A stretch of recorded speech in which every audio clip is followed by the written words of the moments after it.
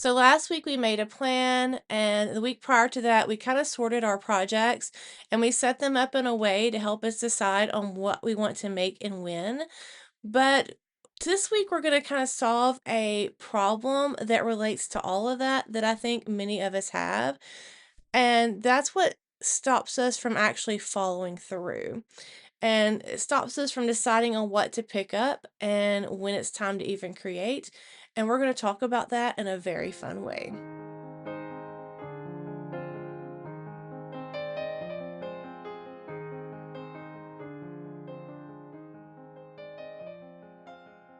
Hey friends, and welcome back to Lost in the Wool. If you're new here, my name is Kim, and this is the co-host Cutie Pie, our little miniature Dotson of wonder. And in this series, we have been talking about stashing down, going through our whips, and being more intentional with our yarn and how we're spending our time. And doing so in a way that's, I think, been quite enjoyable. And if you've been here, we've already done a lot of the work. We've gone through and inventoried our yarn. We talked about our whips. We've even made a game plan. And some of us may still be in those little sections, and some of us haven't even started yet. And that's okay.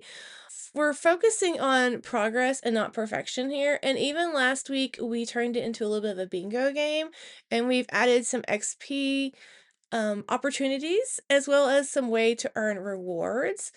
And then the first of the week, I sat out in the woods with you and we chatted about what that looks like in my everyday real life and the problems that come with life when it just life's really hard, or even with some of the health issues that some of us may be going through. It's just really focusing on being consistent and showing up, even if it's just a little bit. And that's really where this episode is going to come into play, because at some point it stops being about the plan and it really becomes more about whether or not we actually want to create that day and pick up our yarn and the decisions that come with that.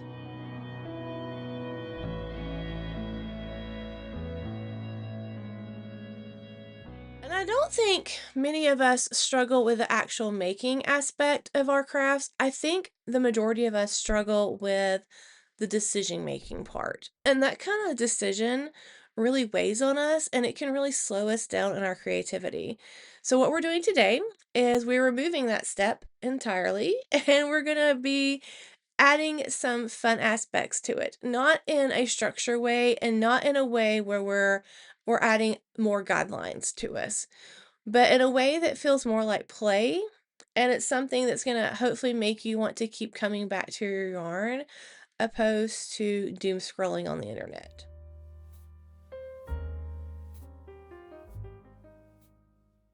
Now, I want to talk about why this actually works for us, because it's not just about making this feel fun.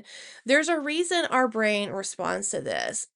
When you sit down to craft, you have a lot of options in front of you. Their brain has to work really, really hard to decide. And the more choices you have, the harder that becomes. And that's something called decision fatigue. And even though we love having a stash and we love having a variety of projects to work on, the brain starts to slow down when it has all those choices and decisions to make. And sometimes instead of helping us choose what to start, our brain works against us and it shuts down. And when we add something like a game to that decision making process, we remove that step and you're not really deciding anymore, but you're responding to the decision that has been laid before you. And that shift really matters because your brain doesn't have to do that step for you. It's doesn't have to do the heavy decision making. It just has more energy to begin. And as I talked about the first of the week, sometimes that energy is hard to come by on days when life is hard or when we don't feel our best. And so there's also something else happening when you use randomness and you use a form of surprise. Your brain releases a little bit of dopamine, and that's connected to things like curiosity, motivation, and that feeling of this is going to be fun. And instead of sitting down thinking, I need to pick the right project, it now feels more of, I wonder what I'm going to get to do. And there's that excitement build up that gets to carry you through.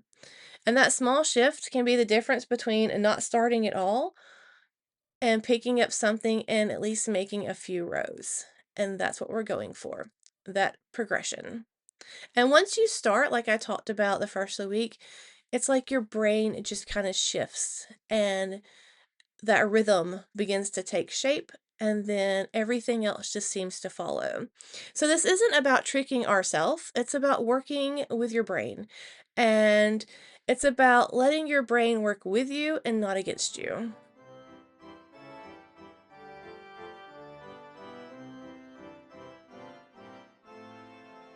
Okay, before we get into the games and the fun, we have a little prep work that we have to do. And this is going to make this all work very well. It's really simple. I want you to either take out your projects or your to make, depending on where you are as far as your whips. I'm doing this in two different ways. I have a bunch of whips that we've talked about before. So I'm going to be doing one kind of game with my whips. And then as far as my Ravelry queue, it's over 900 and like 80 something things. It has gotten ridiculous. We are going to be going through that at some point, and you're going to be helping me decide to keep or let some things go. But we're going to be setting up a game for that as well. And the Ravelry queue, the way it works in Ravelry is once you queue an item, a pattern to make, it assigns it a number. So those already have numbers assigned. So now what I need to do is go through all my works in progress and assign each of them a number. Since I already have all my works in progress on Ravelry now, I'm just going to go into each of them, and in the notes section, I'm just going to assign them a number. And that way, I no longer have to think what to work on. I'm going to let randomness choose, taking away that decision fatigue. That's all we're going to have to do as far as prep. You're not having to look at all your things at once. You're not having to make new systems or put a new guideline in place. We're just going to add a little bit of layer of fun and helping us choose. And if you are someone who is like me and a little bit of a control freak, I know this is going to be very, very hard for you. But I've always said, and I honestly believe that our crafts is where we can allow ourselves to be free and we can let go. And I think that's an important part of being creative is letting those boundaries go and allowing yourself to have some freedom. And this is going to let you do that, I think, in a very fun way.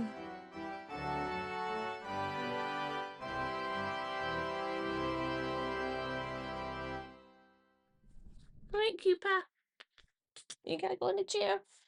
Okay, so let's talk about the games. So the game number one, which I'm extremely excited about, is going to be Claw Machine. I love going to arcades.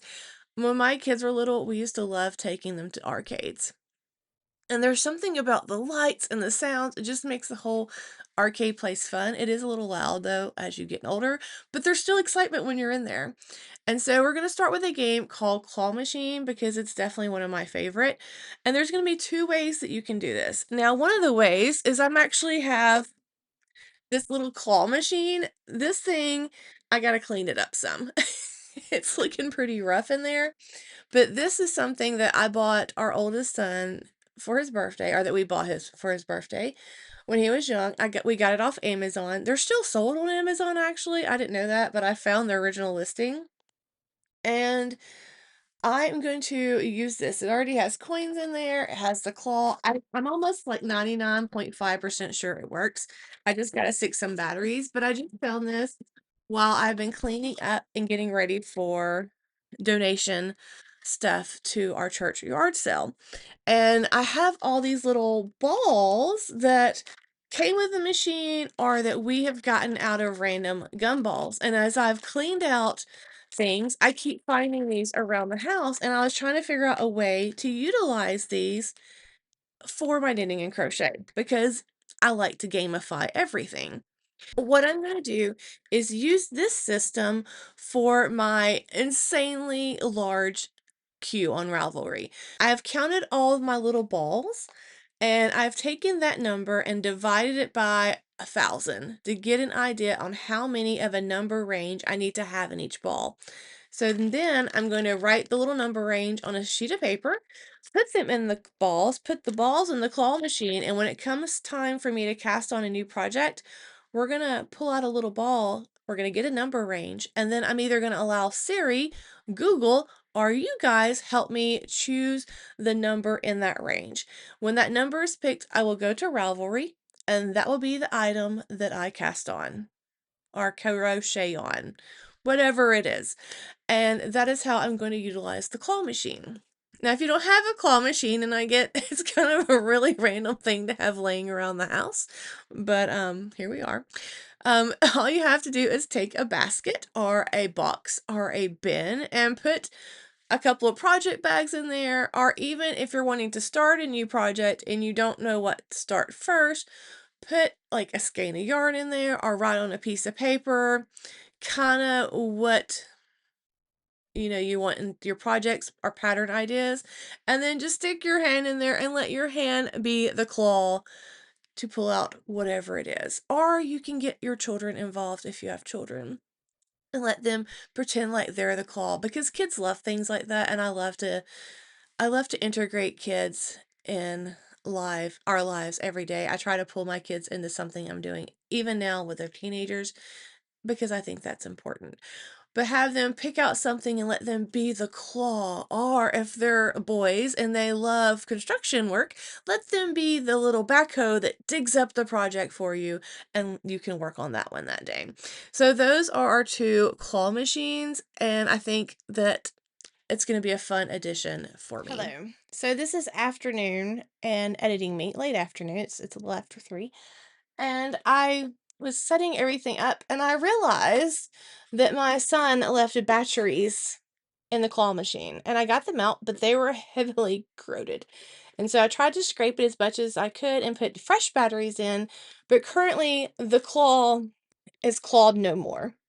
So I may not have a fun claw machine to do my random picking from my Ravelry queue, but that's okay because I mentioned 2 types of claw games. So this may be my claw, and it may just reach in here and grab a claw ball and then use that for my range and then go about picking for that.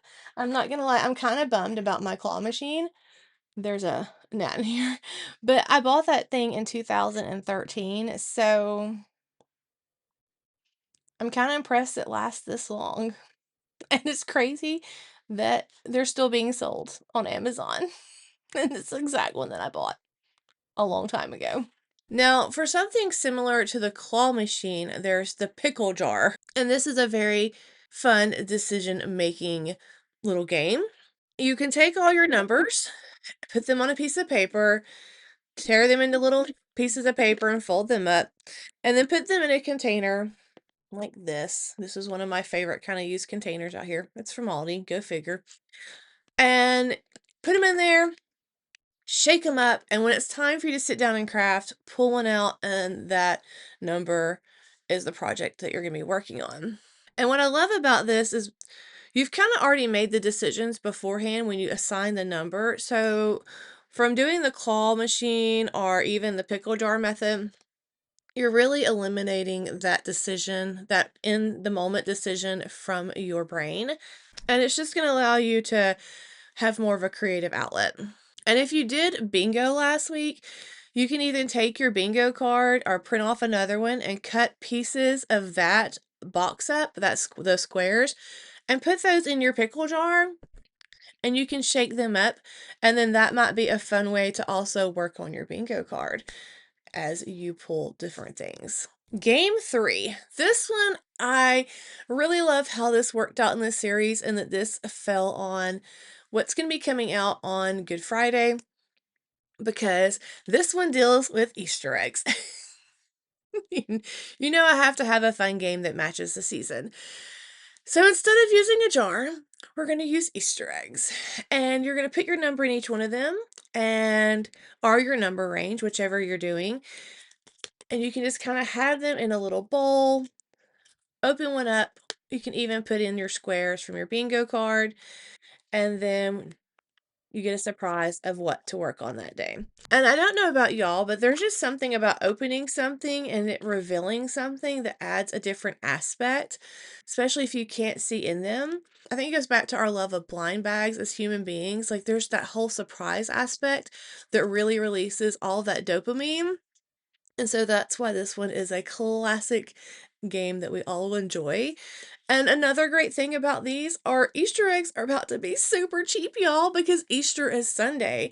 And you can even find, ones that are solid colors, or you can find ones that are kind of these mid-century modern colors and buy a bunch of them and just put them in a little basket. And then it's kind of decorative also, even though it may be a little out of season. It would just be a fun aspect to add to your game, and they're colorful.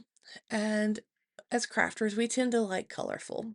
The next game is called Spin or Roll, and for this game, all you're going to need is some type of spinner or dice. I tried to find dice to use as a reference in this part of the video. I know we have some in our house. We used to play Yahtzee, but for the life of me, I have no idea where they are. Or the game in general. Like, I must have donated it before. But I did find a free dice game on my phone, and you just have your little 2 dice. You can roll it, and then whatever project I have with number 4 would be what I would be working on. So it's just a fun way to take, again, that decision making out of your mind and give you a fun way to kind of assign yourself a project for that day. So the next one I thought of because this is something I used to do when my kids were little, and it's about getting kids involved again, especially when they're young, or your grandkids if you're older and you have grandchildren. I don't have grandchildren yet, but as a homeschool mom and someone who taught their kids preschool, I was always trying to figure out ways how I could craft and give myself a few minutes and still keep them occupied and kind of use it as like a lesson for fine motor skills or even counting. And so this one worked quite well.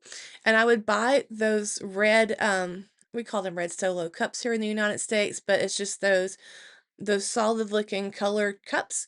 And I would take them and I would put numbers up under them, or a couple of them are snippets of yarn, like a little bit piece of the yarn, and I would kind of put them, mix them all around, and then have one of the boys come over and pick up one, and that's what I would work on.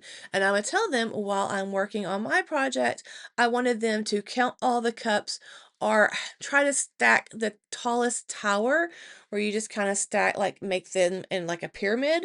And that gave them something to work on and work on their fine motor skills and work on math and work on problem solving while I was sitting there doing the exact same thing, but in a different medium. And I just really love things like that because I think it's important to involve family in creative play because that kind of helps develop their creative play within them. Now, going off that same aspect, if you don't have children, you may have a pet. And I was thinking about this because we have cats that love to knock over cups. So you can even let your pet decide. I'm not sure Cutie Pie would be open to knocking over a cup. She's more just kind of chilling these days. But you can easily put your cups on the floor, put a piece of paper with some number ranges under them, or actual numbers if you have a small amount of WIPs or whatever you're wanting to work on, and then see which one your cat knocks over first, and whatever one your cat knocks over first, or your dog, that will be what you work on that day. I thought that would be kind of fun as an animal lover because you never know what they're going to do, and it just kind of gives a little bit of suspense into that, which also kind of releases that same dopamine and excites you about something. But you can also put them into like numbers or even a skein of yarn in a brown bag and see which one they go to. But something like that where they choose blindly and you just kind of sit back. I know that sounds a little bit chaotic, and that's kind of the point, because if we remove ourselves from the decision-making process, it removes the pressure of choosing the right one. And I think that choosing the right one is what really slows down our brain and really gets us into that decision-making fatigue, and that really hinders us from starting or picking up anything. One more thing I wanted to add and show you is this little jar. So This is fun because you can leave this out and it is aesthetically pleasing. This is just a glass jar from the Dollar Tree, and in here are these little glass beads from the Dollar Tree. I think these are meant to be in plants, but they make these in different colors. And so, in some of my earlier videos, I may have even shown mine. I don't know where they went, but I had some that were like a opal white, and I had numbers written on the bottom of them. And I would have this sitting out on the coffee table or my little end table, and I would just kind of move them around and I would pick up one, and whatever number was on the bottom, that was what I would work on that day as far as a work in progress. And that was a lot of fun for me, and they were really cute just sitting around. But this is a really cute version of the pickle jar or even the claw game that you can just kind of leave setting out, and it's also kind of decorative. But that's another idea that I wanted to show you. Another idea is the wheel that you spin. I know a lot of people use these on their YouTube channels for a variety of things. You can get these wheels off Amazon. I'll link a few down below. But you may not even like any of the games that I suggested, and that's okay. I just wanted to give you examples of things that you can do that with stuff that you probably have lying around the house, like containers, paper where you can write on numbers, and give you ideas of even more cost-efficient ideas like the Dollar Tree idea, and even things like the claw machine or that wheel if you're interested in purchasing something. The point of all of it, is to eliminate the decision fatigue, to remove the thought of it being a plan that we have to follow or something that we have to stick to, and moving us into more of a this is what I get to do. And there's that suspense, there's that surprise, and then that's that dopamine hit of excitement. And that's what's going to keep coming us, and that's what's going to keep bringing us back to this process so we don't get tired and we don't burn out from it. And you don't have to pick just one. I'm not picking just one. I'm going to use the claw machine for the cue aspect, and I'm probably going to use something like the pickle jar method for my actual works in progress, because those are fun ways to get me excited about it. And some days I just need fun because life is heavy and it's hard, and sometimes the health things just weigh so much on us that we need that outlet.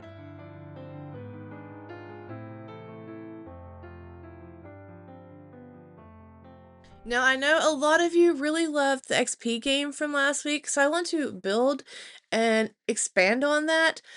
Because now we're not just tracking what we finished, we're also going to give ourselves credit for just showing up.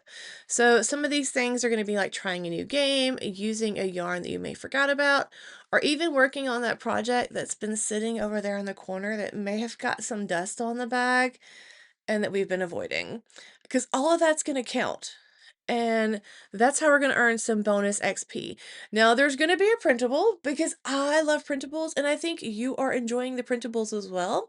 And I do pay for Canva. We use it for our small business and I use it for this channel. And I want to start accessing it and using it more since I am paying for it. And this is a way I can do that. The printable is going to have a little topic covering for each section. So there's going to be um, tell you kind of how to assign your projects. There's going to be an idea for number ranging for your claw or your eggs. It's going to talk about the pickle jar, the Easter egg strips, a spinning wheel, the dice game, even letting someone else choose your project that day or what you're working on. And then there's at the bottom, there's going to be a stash XP tracker. So you can have your current XP and you can put your goal XP, and you can even, I put a space of like the day so you can track how you used your XP. So you can put your day and then the XP that you did and what you did for a reward. So you can look back on that and you can see your progress, because that's kind of stuff I like to keep in my journal. And I was like, I need to add that to their printable. So I did. And some of the new XP bonuses for this week is gameplay. So if you use a game to help decide on what to work on, you can earn 5 XP bonus points each day that you do that. If you try a whole new game and, altogether. So like say one day you try something like the claw machine, you can get 10 points. And then say on the weekend you try by putting your projects in different bags and letting your pet decide, you can earn 10 points. And that kind of gives you a little extra bonus points for pulling other people in, even your pets, and allowing them to play along. And then if you follow through on a random pick, like say you pick a number and it's this project that you really don't want to work on, but you pick the number and you see it, if you follow through and work on that, I want you to be honest. I want you to reward yourself 15 bonus XP points. And then maybe if it's a project that you pulled and you haven't even started yet because you don't feel like, if you're going through your patterns and doing your patterns this way, maybe it's a project that you pulled or a pattern that you pulled and you don't feel confident enough yet to start that. Or it's a yarn that maybe it's a someday yarn that you've been holding on to, and that's what you pull. If you do that, I want you to give yourself 10 bonus points, because I think that sometimes we have to overcome those avoidances to really push through and have creative juices flow throughout us. If you start something, you pick it up and it's a WIP that you wanted to hold on to, but it's a WIP once you pull out of the claw machine or your pickle jar and you start it and you're like, I'm just not really feeling that. I want you to pause and I want you to think, if you're not loving it at that moment, is there a point of hanging on to it any longer? And I want you to give yourself 15 bonus points if you can frog it and just let it go and progress onto something new that is going to bring you joy. And if you have a WIP that's over, I need to put a little expert in this, over 5 years old, okay? And you select it and you see it and you're like, this is a 5-year-old WIP, and you work on it, you're going to reward yourself 20 XP. That's a lot, but I feel like that kind of project, it needs that. Because I think I have some 5-year-old WIPs. If you pick up a pattern and it has a yarn attached to it that maybe you're like, oh, I don't even know where that is, and you find it, you're going to get 5 points for going to find that yarn. Because I feel like if we have to look for something, we need to reward ourselves for it. If your project you pull utilizes scraps, I want you to give yourself 10 points, because we're not letting those scraps just sit in our craft room and take up space. You're actually being intentional with them, and intentionality, we're definitely rewarding with a little extra, so that's 10 bonus points. Also, under the stash XP, if you are in the process where you're still matching your yarns to a pattern, I want you to give yourself 1 XP per pattern that you match with a yarn and set yourself up a section that you're going to work on. I think sometimes even the small steps of our processes, they matter.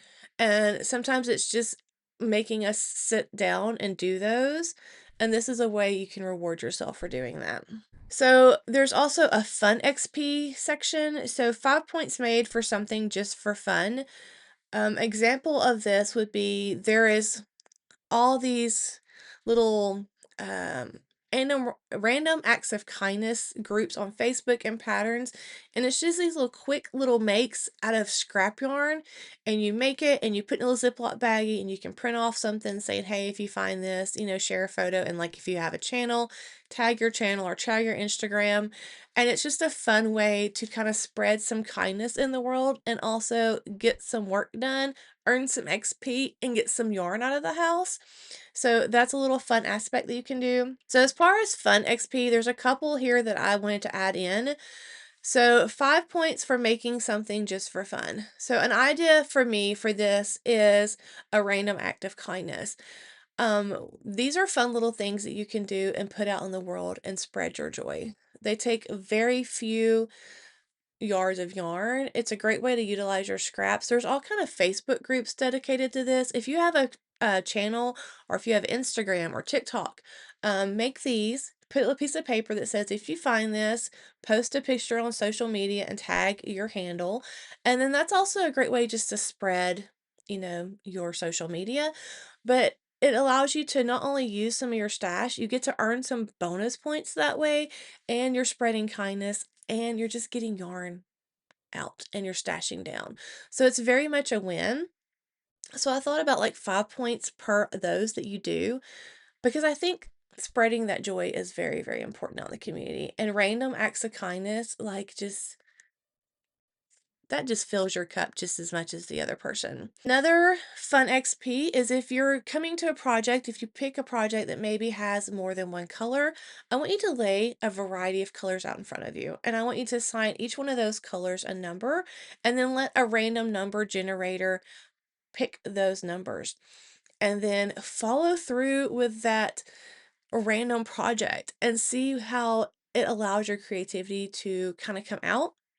If you follow through with that and you make the project, I want you to give yourself 15 bonus points for that. And I want you to let me know what it is and send a picture, because I think that's going to help us let go of some of that control.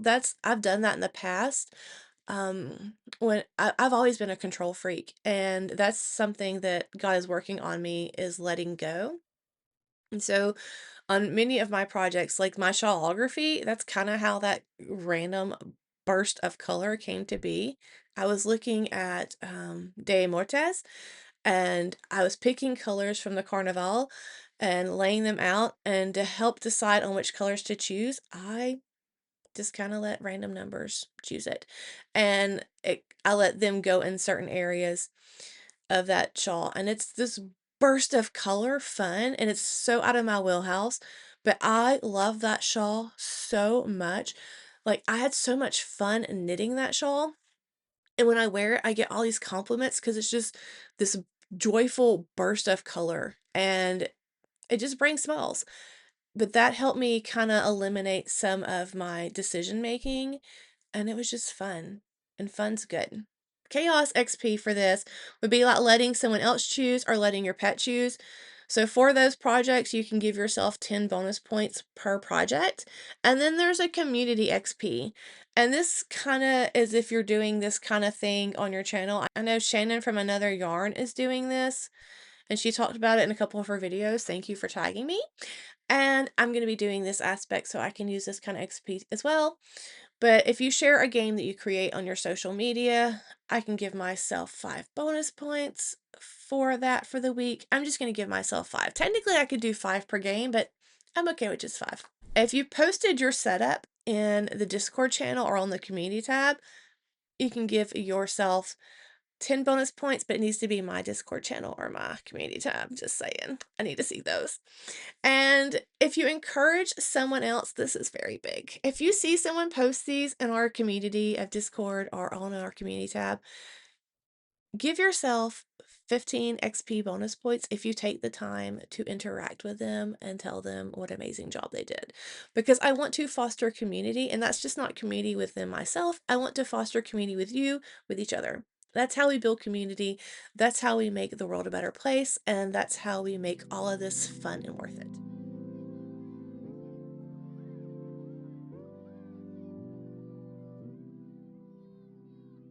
If you watch the episode that I put out Monday, it's not a big hit thriller go to it kind of video. It's very relaxed, it's very chill.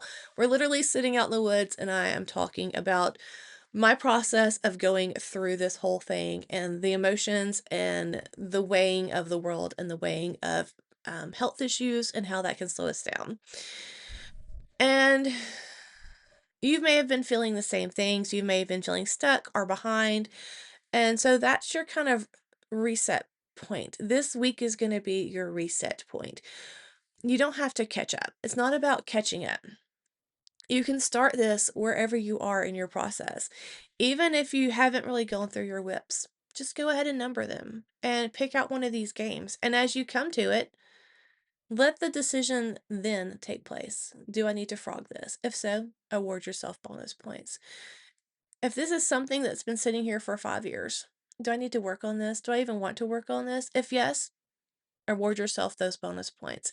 You don't have to have done every step thus far, because it's been a lot. It's been a lot every week. I just want you to get started. I just want to encourage you to start somewhere. And so maybe this is your week to do so. If you try one of these, please let me know. Please share in our Discord or on our community tab so that we can encourage you and we can all earn bonus points by encouraging each other and by posting in those areas. I want to see your chaos. I want to see your pets picking something. If it's a video, you can even tag me if you post it on social media. If it's your eggs in a basket that you're choosing from, I would love to see those sitting on your coffee table. Or maybe it's your glass beads in a jar. Let me see those. I just think it's a lot of fun to encourage each other by doing that. And I think it just makes this community so special. Now, next week is going to be a fun one as well, I think. We may not have a mini episode during the Come Out on Wednesday. It is Easter week, and I am a Christian, and it's Resurrection week for me, but I have a lot of things going on with our church, and so I may not get to get one of those out. But I'm promising to bring it on Friday because we're gonna take all of this that we've done and we're gonna focus on the leftovers. Because that's kind of what goes hand in hand. As you start really working through your projects, there's always leftover yarn. There's always those nids and bits and tids and bits of yarn left over that kind of can accumulate really fast if we don't have a handle on them. And I know towards the beginning of this series, I talked about in this video using my scraps and how I have them set up in tiers, kind of like I do my projects about my adventure or the journey that my leftovers go on. But I want to expand on that. And I want to talk about projects of how we can use our leftovers and give you some ideas for those and really start being intentional with those and meaningful so that they're not building up in our crafting space. So there's a process from as soon as we start a yarn all the way to there's nothing left. And I have a couple of ideas to share with you. I have lots of patterns to share with you, both knitting and crochet. So that's going to be a lot of fun. As always, they're going to be linked in the video description. If I am talking about a pattern, always look down there and you're going to see those links. But this week we play, and this week we have fun, and I hope you do that and let me know about it. I will see you Friday.